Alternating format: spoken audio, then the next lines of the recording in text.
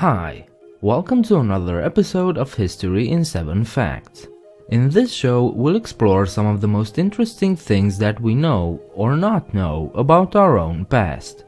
In the second chapter of this series, we're going to discover some of the lost ancient worlds to see if we can find some interesting facts you may not know. Today we'll start off with a culture that has fascinated the world for centuries, one that may have taught us a valuable and nowadays especially relevant lesson. In 1722, on Easter Sunday, 3 Dutch ships navigating through the waters of the South Pacific spotted an island that wasn't marked on their maps. They stopped to anchor offshore, but were soon greeted by the locals. The sailors weren't impressed at all, as their canoes were crude, fragile, and just badly made. It was in fact a miracle that they were floating at all. The island wasn't much better looking either. It was desolate and bleak. The islanders were friendly though, welcoming these ugly looking people. They probably never saw anyone from outside their island, so they were curious and fascinated. Even so, the Dutch sailors didn't take any chances and they landed with their guns, and unfortunately, bad things happened. Someone shot a fire, thinking that one of the islanders was about to attack, after which the others also opened fire, killing a dozen people. Horrified, the locals ran away, only to return with offerings like fruits and birds to please the white-skinned strangers. The Europeans started exploring the island and found that there were no trees, only bushes. There was nothing interesting here except for the hundreds of megalithic statues that littered the coastline of the entire island. The captain, James Roggeveen, named the place Easter Island. The locals who greeted those Dutch sailors seemed to have nothing to do with the giant monoliths. They were simple people, lacking the necessary tools and knowledge to create something like this. So for quite a while, the entire situation remained a mystery. Easter Island is a small dot in the middle of the vast Pacific Ocean, far away from any other signs of civilization.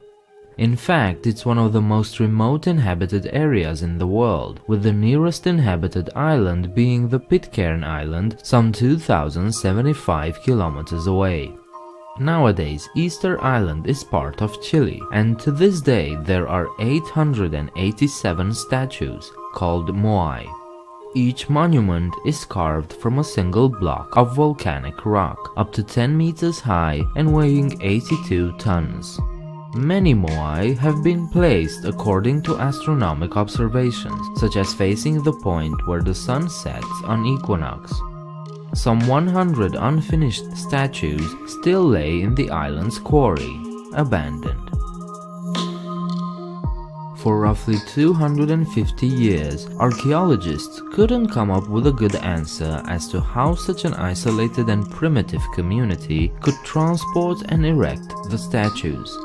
There were all sorts of theories, including that the statues were the remains of a long-lost advanced civilization, destroyed by some calamity. Today, with the help of modern technology, we were able to find out what exactly happened there, and the reality of it should be a wake-up call to our entire civilization. Because Rapa Nui, as it's called by the natives, used to be nothing like the desolate island of today. It was a piece of land with subtropical forests and a flourishing wildlife, including monkeys, parrots, and many other land mammals. The population flourished and they lived in far greater numbers than when they were found in the 18th century. But the environment changed, and with it, the Rapa Nui people fell into despair. Some 50 years after their initial discovery, Captain James Cook also visited Easter Island. He found a population of about 700 malnourished and primitive people. He concluded that the statues were built many generations ago and believed that those ancient people were destroyed by a volcano, since most statues were no longer standing. It was clear to him that the current population had nothing to do with building the statues, since they couldn't even maintain the ones they had. He was right in every way, except for the volcano part. Through modern analysis, archaeologists found pollen preserved in sediments that prove the existence of a much greater biodiversity. They also found pollen coming from the Chilean wine palm, a palm tree that grows up to 25 meters in height and almost 2 meters in diameter, perfect for rolling 80-ton statues. DNA analysis of old remains found in old pottery also prove that the Rapa Nui used to have a rich diet, including bananas, meat, sweet potatoes, beets, and so on. But by studying the different layers of sediments, archaeologists found a major clue as to what happened. The diversity started to fade away. Less and less pollen was found, but also more charcoal, meaning that the people were exploiting the trees, and they couldn't stop. Easter Island became a deforested land because the humans cut them all down. Because of this, the island's biodiversity plummeted, and with it, the entire civilization. But the repercussions affected every aspect of the people's lives. For instance, the Rapa Nui used to have dolphins in their diet, but without trees they could no longer build canoes, so they couldn't fish in deep waters. No trees also meant they couldn't repair their homes or build new ones, so everything degraded. And of course, it also meant that the statues could no longer be moved, anywhere, ever. So the pieces of the puzzle were gradually falling into place, and we can now paint an accurate picture of what happened and why. The Rapa Nui started building Moai statues sometime in the 10th century to honor their gods and seek their protection.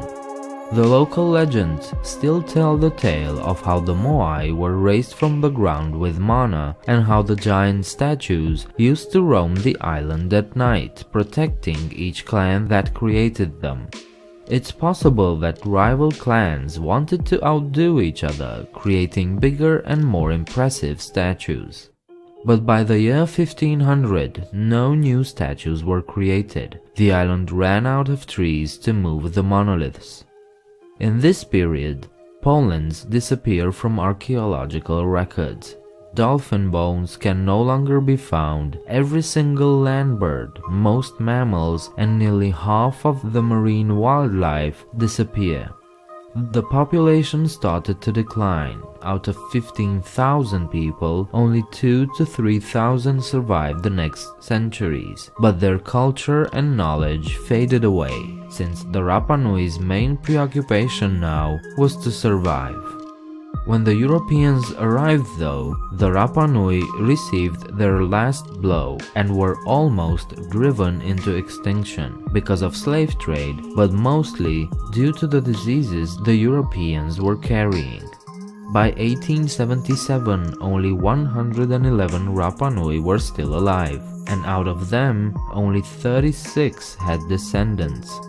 The irony is that they erected the Moai to ensure their island's protection, and instead, they were probably the main reason why their civilization collapsed. Before we end this video, let's just see what kind of people the Rapa Nui were.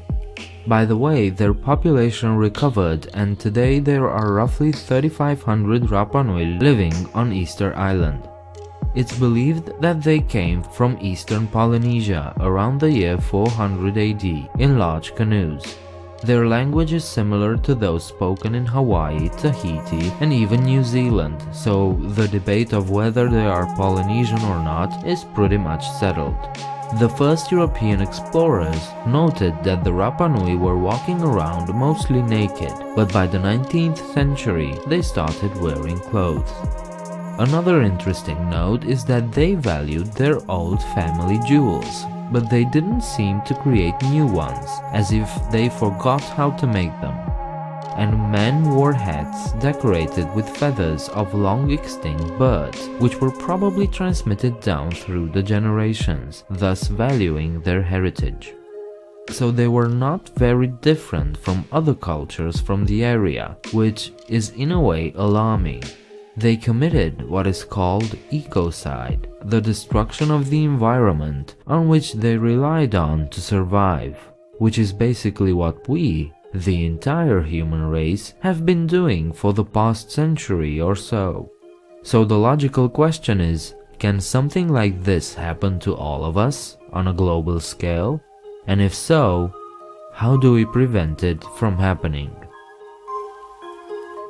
Thank you for watching this episode of 7 Facts. I hope this was interesting and informative, and maybe it even inspired you to look into it further on your own. If you liked this video, please thumbs up and subscribe. While you're downstairs, let me know what you think about this video. Please consider visiting my Patreon page and become a patron. The link is in the description. I hope to see you next time. Bye.